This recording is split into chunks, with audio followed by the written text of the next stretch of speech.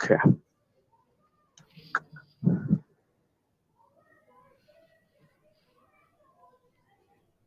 একটা স্ন্যাপ নিয়ে নেই। আচ্ছা, তোমরা কি কেউ রেকর্ড করতে পারো ক্লাসটা? জি স্যার, রেকর্ড হচ্ছে, রেকর্ড করতেছি স্যার। কিসে করতেছো? টুলসটা কি? OBS স্টুডিও স্যার, হ্যাঁ, OBS স্টুডিও দিয়ে করা যায়। আমি তো পারি না, ওইটা একবার ডাউনলোড করলাম, সে কাজ করে না। স্যার এটা তো সব থেকে ভালো, এটা কাজ করে। স্যার একটা এক্সটেনশনও আছে, ওই এক্সটেনশন দিয়ে করা যায়। হ্যাঁ,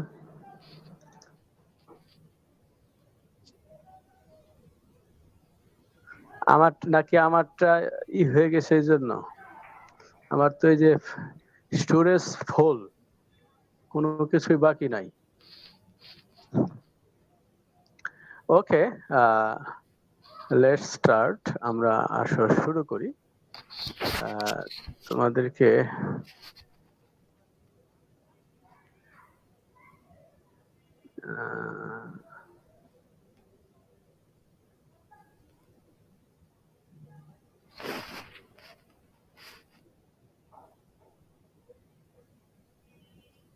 এখানে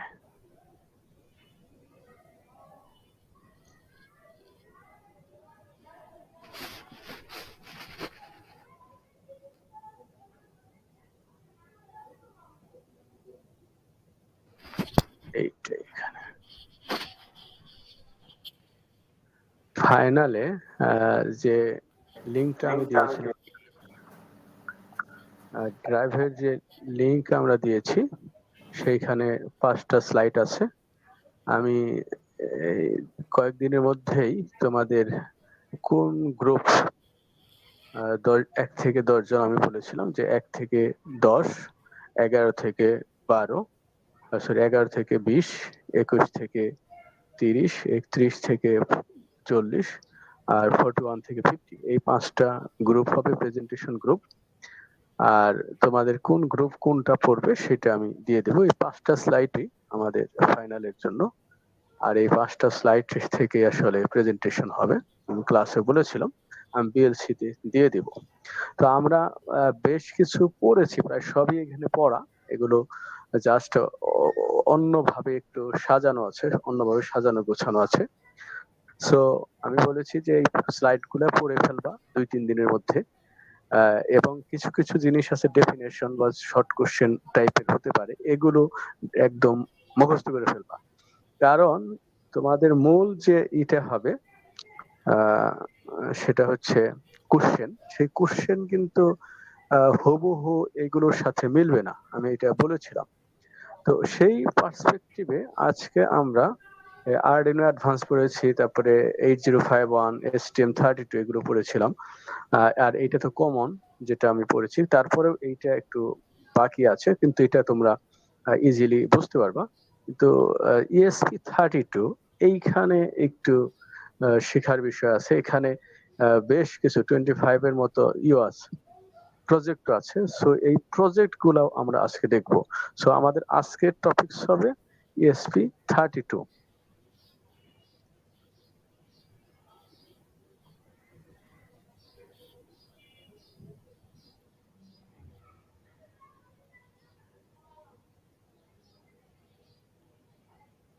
এখানে টেবিল অফ কন্টেন্টস আছে introduction to ESP32, why ESP32, ESP32 specifications, ESP32 versus ESP8266 pin diagram, ESP peripherals, ESP based project ideas.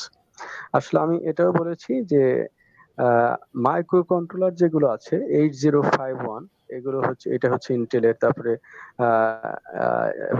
আরডিনোর একটা আছে, তারপরে আছে এই STM32, ESP32, এগুলো আসলে common, everything, almost everything is common, but lots of things also different.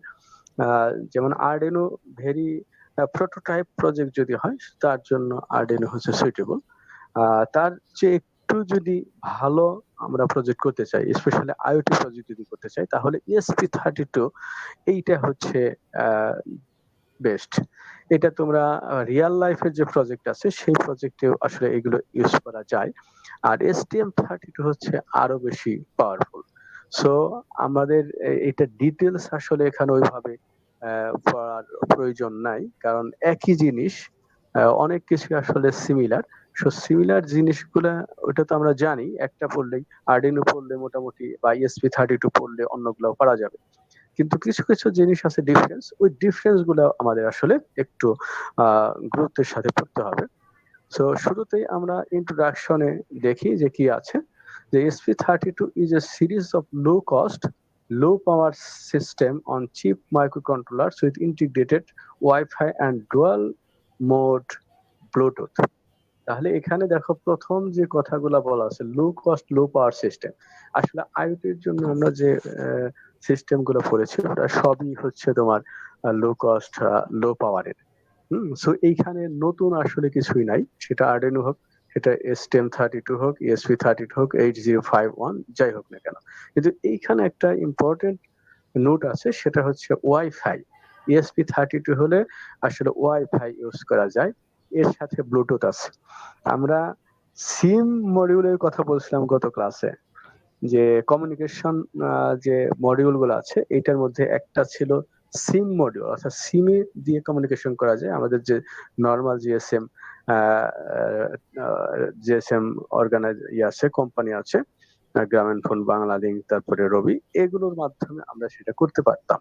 কিন্তু ওইগুলো করতে গেলে আমাদের আসলে লাইসেন্স করতে হয় বিটিআরসি থেকে। এই জন্য এটা আমরা বলেছি যে ওইটা আমাদের ওইভাবে প্রয়োজন নাই। কিন্তু almost every project we can handle using ESP32 because এর সাথে ওয়াইফাই কানেকশন আছে, ব্লুটুথ আছে। The ESP32 is created and developed by Express Eve Systems. It is a successor to the ESP8266 microcontroller. তাহলে বোঝাই যাচ্ছে যে ESP32 আর ESP8266 এটা হচ্ছে আপডেটেড ভার্সন। সো ESP32 আসলে ESP8266 এর চেয়ে বেটার হবে। এই হচ্ছে মোটামুটি ESP32 সম্পর্কে ইন্ট্রোডাকশন। যদি তোমাদের নোট ডাউন করতে বলে তাহলে এইটুকু লিখলেই আসলে চলবে।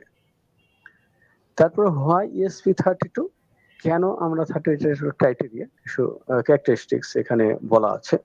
একটা হচ্ছে low cost, low power, wifi connectivity, Bluetooth, dual core, compatible with Arduino programming. তার মানে আমরা আগে যে আর্ডিনো পড়েছি তার সাথে সবগুলোই আসলে মিল আছে। এখানে এক্সেপশন হতে পারে যে ওয়াইফাই কানেক্টিভিটি আছে এবং ব্লুটুথ, ওয়াইফাই এবং ব্লুটুথ, ইভেন এর সাথে ডুয়াল কোর একটাই আছে, ডুয়াল কোরের একটা বিষয় আছে। সো এই পয়েন্টগুলো একটু মনে রাখতে হবে। ESP32 স্পেসিফিকেশনস, এখানে ওয়্যারলেস কানেক্টিভিটি, এটা খুব ইম্পর্টেন্ট। দেখো যে wireless connectivity 150 Mbps data rate. হ্যাঁ, আমরা নর্মাল কিন্তু যে কানেকশন নেই সেই কানেকশন গুলো বলা থাকে 2 Mbps, এবং 2 Mbps is almost more than enough normal কমিউনিকেশনের জন্য, পার্সোনাল কমিউনিকেশনের জন্য। কিন্তু এখানে 150 Mbps data rate with high throughput 40 megahertz. হ্যাঁ, 40 মেগাহার্টজ তোমরা জানো যেটা ক্লক স্পিড, প্রসেসরের কমিউনিকেশনের স্পিড। আমরা প্রসেসর যে ইউজ করি একটু পরে দেখা যাবে যে ব্লুটুথ এখানে আছে, ব্লুটুথ লো এনার্জি এবং ব্লুটুথ ক্লাসিক্স। প্রসেসর এখানে ডুয়াল কোর 32 বিট এবং রানিং এট 160 or 240 মেগাহার্টজ।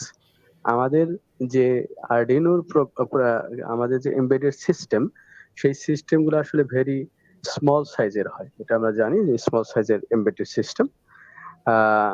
কিন্তু আমাদের যে পিসি আছে অথবা ল্যাপটপ, এর মধ্যে অলমোস্ট 4 গিগাহার্টজ প্রসেসর স্পিড, যেটা তোমার 4000 মেগাহার্টজ এর মতো। কিন্তু এগুলো 160 or 240 মেগাহার্টজ। তার মানে এটা যদিও এর চেয়ে অনেক কম, কিন্তু এমবেডেড সিস্টেমস এর জন্য এটা মোর দ্যান এনাফ। হ্যাঁ, এখানে আবার ডুয়াল কোর আছে, দুইটা কোর আছে 32 বিটের। সো এটা অনেকটা আসলে কম্পিউটারের মতো। Can you understand this point? G sir. Okay, very simple. Because আমি বলেছি যে আমাদের এই কোর্সের অধিকাংশ হচ্ছে তোমাদের কম্পিউটার আর্কিটেকচার বা অর্গানাইজেশন যেটা পড়েছো, বা সফটওয়্যার যা করেছো, হার্ডওয়্যার যা করেছো, ইলেকট্রনিক যা করেছো, সেইগুলো একটা কম্বিনেশন। সো এখানে বোঝাই যাচ্ছে এটা নট নিউ, বাট কিভাবে পড়তে হবে, কোথায় এইটা কি কাজে লাগবে, সেইটার একটা গাইডলাইন কিন্তু আমরা তোমাদেরকে দেখাচ্ছি। দেখো একই পাশে সাথে রম আছে, রম খুব বেশি না, 448 KB for booting and core functions, and SRAM আছে 520 KB for data and infrastructure. So বুঝতেই পারছো এইটা কিন্তু আমরা যে আগে দেখেছিলাম STM32, হ্যাঁ, STM32 চেয়ে কিন্তু অনেক কম রম। হ্যাঁ, ওইটা বোধহয় কত ছিল মনে আছে কারো? STM32 রম 4 ছিল স্যার। 4 না, 4 কি 4 এমবি, না, 4 ওইটা এমবি। 1 MB ছিল, খুব সম্ভবত 1 MB। হ্যাঁ, তো 1 MB থাকলে এইটা তোমার 448 কেভি। আবার আরডিনো তো নর্মাল ইউজ হয় 256 কেভি। সো বুঝতেই পারছো ওই STM32 এটা হচ্ছে অনেক বেশি, কিন্তু এইটা ডেফিনেটলি আরডিনোর চেয়ে বেটার। ওয়াইফাই তো আছেই, কিন্তু রমের ক্ষেত্রেও, SRAM এর ক্ষেত্রে আবার আছে। তো এই বিষয়গুলো আসলে বারবার তোমরা যদি ওইটাকে আরডিনো ক্যারেক্টারিস্টিক্স, তারপরে STM32 ক্যারেক্টারিস্টিক্স, তারপরে ESP32, এটা যদি একটু বারবার দেখো, তখন কিন্তু এই যে মনে হবে, কনফিউশনটা দূর হবে। হ্যাঁ, so low power ensures that you can still use ADC conversions, for example during deep sleep। অর্থাৎ এটা যদিও লো পাওয়ার, কিন্তু অ্যানালগ টু ডিজিটাল কনভার্সনস এর মধ্যে করা যাবে ডিপ স্লিপের অবস্থায়। সো এইটা হচ্ছে স্পেসিফিকেশনস।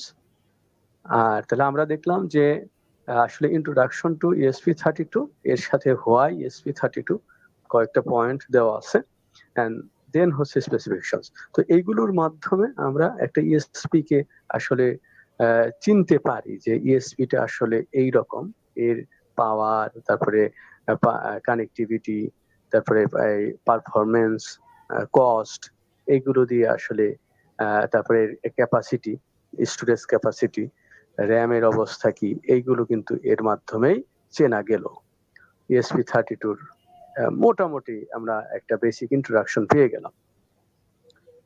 এখন আসো, এখানে বলেছে যে ESP32 ভার্সাস ESP8266, অর্থাৎ 8266 এটা আগের একটা মডেল। সো ডেফিনেটলি এর সাথে ESP32 বেটার হবে, কিন্তু কেন বেটার সেইটা এখানে একটু বলা আছে। আমরা সব ডেফিনেটলি ওইভাবে মেমোরাইজ করব না, কিন্তু একবার দুইবার তিনবার পড়লে আমাদের একটা কমন আইডিয়া তৈরি হবে। সেই আইডিয়া থেকে আমরা হয়তো বুঝতে পারবো যে আমরা কেন ESP32 এটা ইউজ করব ওভার ESP8266। দেখি এখানে কি বলা হয়েছে। যদি ESP32 adds an extra CPU core, already আমরা পড়েছি ক্যারেক্টারিস্টিক্সে যে এখানে সিপিইউ কোর আছে আসলে দুইটা, ফাস্টার ওয়াইফাই ওইটার চেয়ে আসলে ভালো, supports Bluetooth 4.2 and Bluetooth low energy. Additionally, the ESP32 comes with touch sensitive pins. এটা একটা important E hmm important points to remember. Touch sensitive pins, আমরা যে ল্যাপটপে যে টাচ প্যাড ইউজ করি, আহ, এইটার কথা কিন্তু বলা হয়েছে, এবং এটা আমরা জানি যে এইটা আহ, এর মধ্যে আসলে ক্যাপাসিটর লাগানো থাকে। হ্যাঁ, ক্যাপাসিটর দুইটা প্লেট আমরা যেমন পড়েছি, ক্যাপাসিটর ইলেকট্রনিক্স, বেসিক ইলেকট্রনিক্সে দুইটা প্লেট থাকে। তো একটা প্লেটে তুমি যদি ধরো, তাহলে আসলে অন্য প্লেটে এটা চার্জ হওয়ার বা একটা সিগন্যাল পাস করার কিন্তু একটা অপশন তৈরি হয়। সো টাচ সেন্সিটিভ পিনস এখানে আছে, that can be use to wake up the ESP32 from deep sleep. অর্থাৎ ডিপ স্লিপ থেকে তুমি যদি জাস্ট ওই টাচ প্যাডে টাচ করো, টাচ পিন আসলে এগুলো, টাচ পিনে যদি টাচ করো তাহলেই তোমার এটা এই অন হবে। এন্ড বিল্ট ইন হল ইফেক্ট সেন্সর। সো এইগুলো হচ্ছে একটু ইম্পর্টেন্ট জিনিস, যেটা ESP8266 এর চেয়ে একটু ডিফারেন্ট। আরেকটা কি ESP32 is faster, এটা আসলে খুব ভেরি কমন, এটা বোঝাই যায় যে ফাস্টার দেখে এটা নিউ মডেল এসেছে। ESP32 comes with more input output pin গুলো আসলে general purpose input output pin গুলো আসলে অনেক বেশি হবে উইথ মাল্টিপল ফাংশন, অর্থাৎ একই পিন বিভিন্ন কাজে ব্যবহার করা যাবে। The ESP32 supports analog measurements on 18 channels। অর্থাৎ এখানে অ্যানালগ মেজারমেন্টস পিনও আছে 18টা চ্যানেলের, versus just one 10 bit ADC pin. আর ESP82 এর মধ্যে মাত্র একটা ছিল, 10 বিটের একটা, আর এখানে 18টা চ্যানেল আছে। সো ডেফিনেটলি এইটা ওইটার চেয়ে বেটার। তারপরে Bluetooth, while the ESP doesn't Bluetooth নাই, ESP30 এর মধ্যে ব্লুটুথ নাই। তারপরে ডুয়েল কোর, তারপরে ESP32 আসলে সিঙ্গেল কোর। তারপরে ESP32 is a bit more expensive, definitely একটু এক্সপেন্সিভ হবে যেহেতু এখানে পারফরমেন্স অনেক ভালো। আমার মনে হয় যে ইউ ক্যান আন্ডারস্ট্যান্ড যে ESP32 এবং ESP8266 এর মধ্যে ডিফারেন্স গুলা কি। সো এখানে আসলে নাথিং নিউ। আমরা পিন ডায়াগ্রামে চলে যাই। পিন ডায়াগ্রাম আসলে আগের মতোই আমি বলবো, সেটা তোমার STM32 হোক, তারপরে আর্ডিনো হোক, সবগুলো আসলে পিন ডায়াগ্রাম এইরকম। ডেফিনেটলি পিন ডায়াগ্রামের বা হুবহু মুখস্থ করবো না, কারণ এগুলো যখন তোমরা প্রজেক্ট করবা সেই প্রজেক্টের আসলে এই পিন ডায়াগ্রামটা প্রয়োজন পড়ে। এখানে আসলে পিন ডায়াগ্রাম ওইভাবে প্রয়োজন নাই, কারণ সবগুলা পিনের কমন ফাংশনস আছে, সবগুলা মাইক্রো কন্ট্রোলারে ইনপুট আউটপুট পিন, তারপরে controlling pin, read write pin, transceiver receiver pin, তারপরে গ্রাউন্ড পিন, তারপরে ভিসিসি পিন মানে ভোল্টেজ, এইগুলো আসলে সব জায়গায় আছে। সো এইখানেও ব্যতিক্রম নাই, অলমোস্ট সেম। এখানে কিছু কিছু জিনিস, এই যে আমরা বলেছিলাম যে 10টা তোমার পিন আছে, টাচ পিন, হ্যাঁ, এই যে টাচ সেন্সিটিভ পিনস আছে 10টা এখানে, হ্যাঁ। এই যে দেখো যে বাম পাশে আছে 4, 5, 6, 7, তারপরে 8, 9, এগুলো হচ্ছে টাচ পিন, তো 6টা। ডান পাশে হচ্ছে 1, 3, 2 এবং 0, এই 4টা, তার মানে 10টা তোমার টাচ পিন আছে। এইটা ESP 8266 এর চেয়ে একটু ডিফারেন্ট। সো এখানে মুখস্থ করার ওরকম কিছু নাই। এখানে আরেকটা জিনিস আছে, ধরো 18 analog to digital converter channels আছে, 18টা এডিসি চ্যানেল, আর 2টা আছে ডিজিটাল টু অ্যানালগ কনভার্টার। এই যে নিচে, হ্যাঁ, নিচে আছে 2টা ডিজিটাল টু অ্যানালগ কনভার্টার, আর 18টা আছে, 18 আছে analogue to digital converter.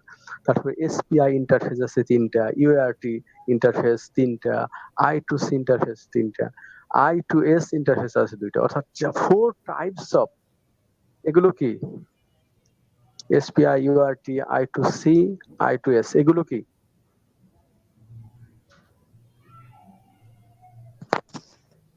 Hello hello জি স্যার। জি স্যার। এগুলো কি? এগুলো কি এসপিআই, ইউআরটি মনে আছে? I2C, I2S, জি স্যার। হ্যাঁ, পেরিফেরালস। হ্যাঁ, পেরিফেরালস কিন্তু কমিউনিকেশন প্রোটোকলস। হুম, তাই না? কমিউনিকেশন প্রোটোকলস না এগুলো? এটা জি স্যার। এসপিআই, হ্যাঁ, কমিউনিকেশনের জন্য এসপিআই, এটা সিরিয়াল, এটা ইউনিভার্সাল অ্যাসিনক্রোনাস রিসিভার ট্রান্সমিটার, এগুলো। আর পিডব্লিউএম আউটপুট চ্যানেলস আছে 16টা, এগুলোই 16টা। আরডুইনোতে কয়টা ছিল মনে আছে? পিডব্লিউএম আউটপুট চ্যানেলস 6টা বোধ হয়, খুব সম্ভবত 6টা ছিল, হ্যাঁ। সো এই হচ্ছে মোটামুটি এসপি পেরিফেরালস গুলা কি কি আছে, কানেকশন দেওয়া যাবে। তারপর হচ্ছে generalised description of ESP board pin out, অর্থাৎ ESP বোর্ড, এই যে আরডিনো বোর্ড যেমন আছে, এগুলোর এটারও আসলে পিন আউট ওই রকম আছে। তো এখানেও আসলে নতুন কিছু না, যে highly specific pin out vary between different ESP boards. কিন্তু এখানে কথা আছে যে সমস্ত ESP বোর্ডে কিন্তু একই ধরনের পিন আউট পাওয়া যাবে না, তবে জেনারেলাইজ এইভাবে আসলে বোঝা যায় যে এতগুলো আছে। যেমন তোমার ESP8266 আছে 32টা পিন, আর 32 তে আছে 30 থেকে 40টা পিন, এটা ডিপেন্ডস অন বিভিন্ন ভ্যারিয়েন্টে। তার পাওয়ার সাপ্লাই পিন আছে এখানে, এইটা একটা ইম্পর্টেন্ট, দেখো যে লাল করে দেওয়া আছে যে typical voltage levels are 3.3 volt for digital digital pin, হ্যাঁ, আর সিগন্যাল, আর অ্যানালগের জন্য আছে 2.5। কিন্তু আর্ডিনোতে 3.3 ভোল্ট এবং 5 ভোল্ট, এই দুইটাই ছিল ডিজিটাল এবং অ্যানালগের জন্য। সো ডেফিনেটলি ESP32 তে একটু কম ভোল্টেজে এখানে সিগন্যাল পাওয়া যায়। গ্রাউন্ড পিন আগের মতোই আছে, সো এগুলো নট নিউ। তারপরে এই যে এখানে these are the most versatile pins allowing for digital input output, এগুলো কমন।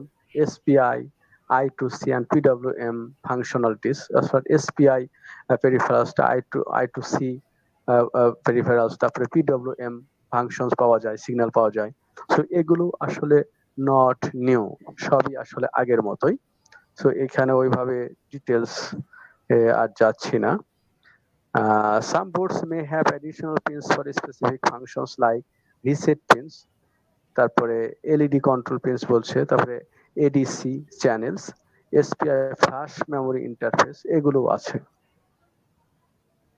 এইটা একটা পিন আউট ডায়াগ্রাম দেখানো হয়েছে, কোথায় আসলে কি আছে। ডেফিনেটলি এইটা যেখানে ইএসপি WROM32, এইটা এখানে দেওয়া আছে। বুট পিন এইখানে, রিসেটটা নিচে, ইউএসবি ইনপুট নিচে। সো সবগুলাই যে এইরকম থাকবে সেইটা কিন্তু না, এই কথাটাই এখানে বলেছে। যে পিনার ডায়াগ্রাম সেটা হলো কমন একটা নোড এমসিইউ, কিন্তু সবগুলাই এইরকম থাকবে সেটা না, অন্য আলাদা আলাদা থাকতে পারে। সো বিভিন্ন মডেলের পিন বিভিন্ন জায়গায় থাকতে পারে। সো সেইভাবে দেখে, ওই মডেল দেখে আসলে তোমাদের চিনতে হবে। এটা আসলে মুখস্থ করার বিষয় না।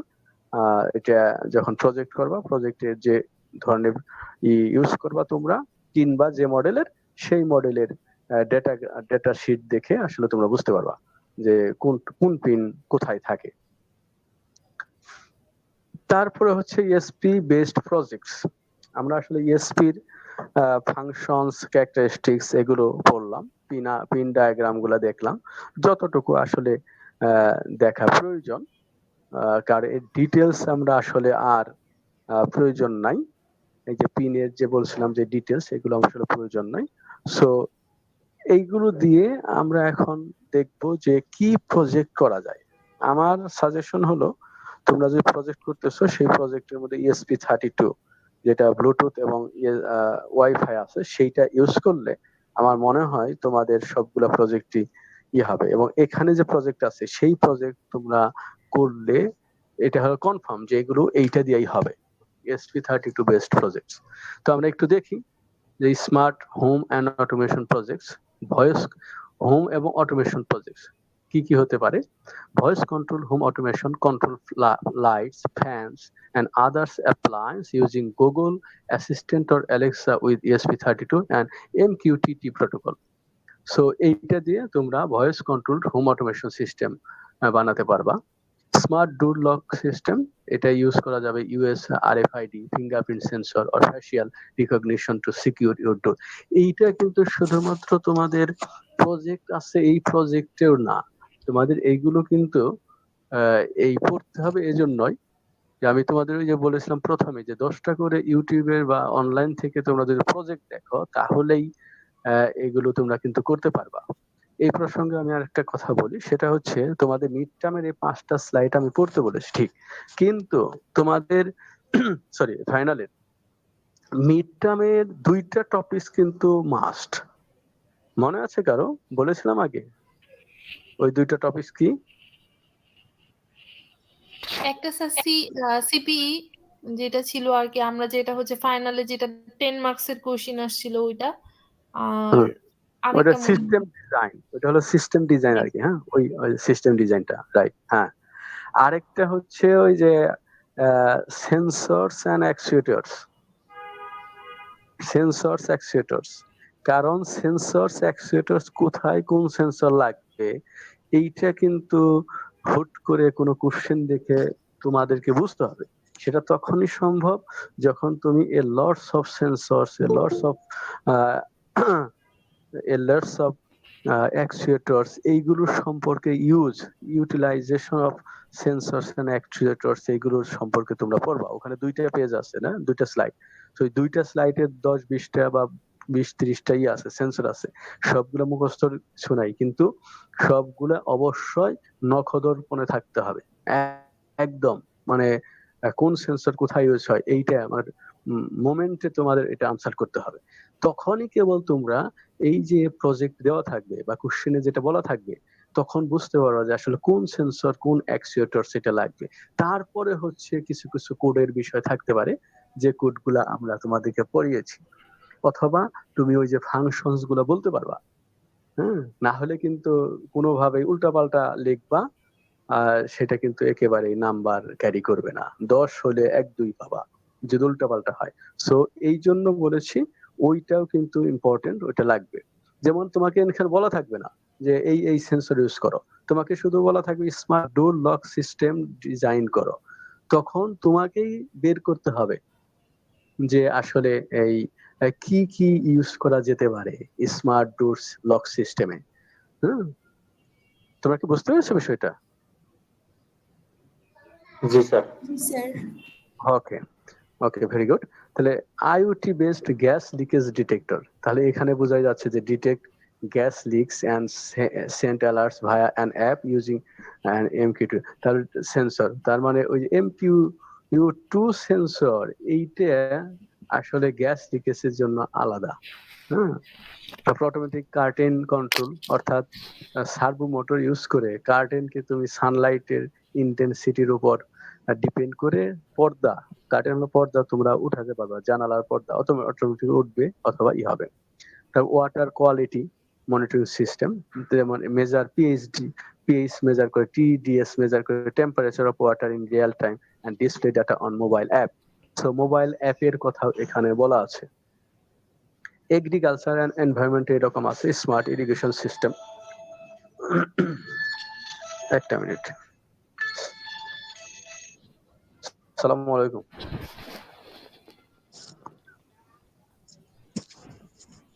হ্যালো, তোমরা শুনতে পাচ্ছ? জি স্যার। জি স্যার। জি স্যার, শোনা যাচ্ছে। হ্যালো, জি স্যার।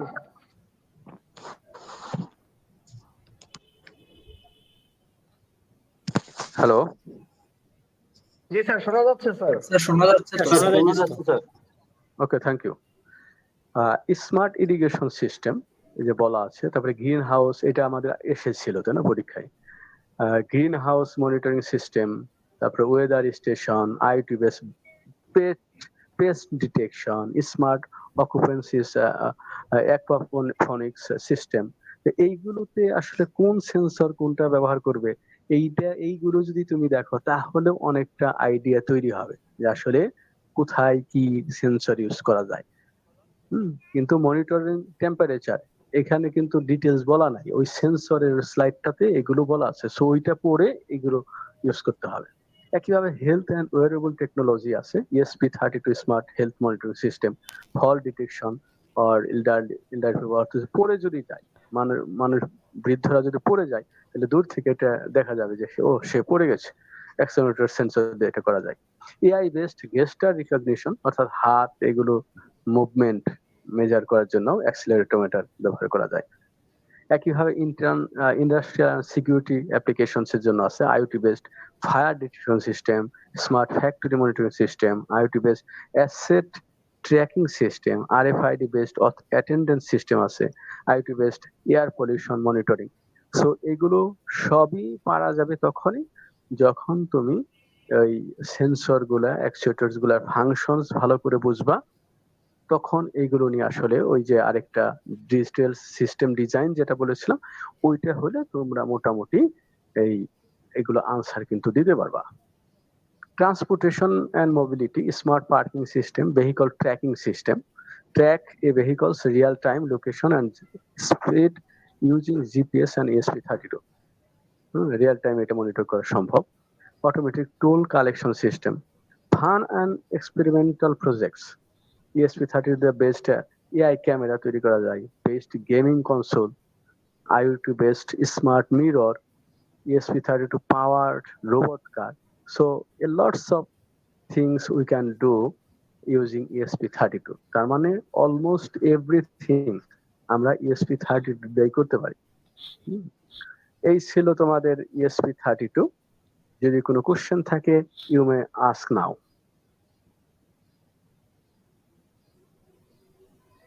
স্যার আমাদের এই ESP32 তে একটা ডিফারেন্স দেখাইছিলেন, ESP32 ভার্সেস ESP ওই যে 8266 যেটা, ওটা কি স্যার এরকম কোনো ডিফারেন্সে কোশ্চেন আসবে নাকি জাস্ট শুধু আসতে পারে। আমরা আইডিয়ার না জন্য না না না, আসতে পারে, এইটা আসতে পারে। ডিফারেন্সটা তো বললাম, ডিফারেন্স কিন্তু প্রত্যেকটাই আরডিনো, তারপরে ESP32, 8266 এবং 8051, এই যে 4টা মাইক্রো কন্ট্রোলার, এই 4টা মাইক্রো কন্ট্রোলারের মধ্যে কোনটা আসলে ডিফারেন্স, হ্যাঁ, কোনটা পাওয়ারফুল, কোনটা কোন কাজে ব্যবহার হইতে পারে, এই বিষয়টা কিন্তু খুব ইম্পর্টেন্ট। হ্যাঁ, এই বিষয়টা তোমাদের একটু এই পড়ার পরে হুটহাট করে কিন্তু মনে আসবে না। তোমরা যখন সবগুলাই একসাথে পড়বা, যখন পড়া হয়ে যাবে, তখন কিন্তু তুমি নিজেই সেগ্রিগেট করতে পারবা, ডিফারেন্সিয়েট করতে পারবা যে কোনটা আসলে কোথায় ব্যবহার করা যাবে। সো এইটা অবশ্যই একটু লাগবে। এই ডিফারেন্স গুলা কিন্তু লাগবে, খুব একটা না, কিন্তু কনফিউজ হওয়ার মতো কিন্তু বিষয়গুলা, তো এইটা কিন্তু লাগবে, ডিফারেন্সটা বুঝতে হবে। কারণ ডিফারেন্সের উপরই তোমার এই যে প্রজেক্টের অ্যাপ্লিকেশন, এগুলোর অ্যাপ্লিকেশন নির্ভর করবে যে কোথায় তুমি কোন জিনিসটা ব্যবহার করবা। ক্লিয়ার? জি স্যার। Any more question?